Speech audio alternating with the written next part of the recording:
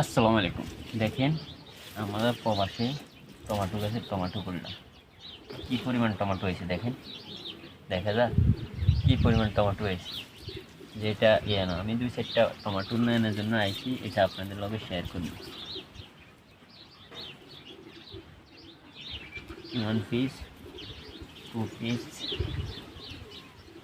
3 piece, 4 piece, এই যে সব ধরনের গাছে আইছে। হ্যাঁ, এদিকেও আইছে, দেখেন প্রচুর আইছে, যেটা অতুলনীয়ভাবে আইছে।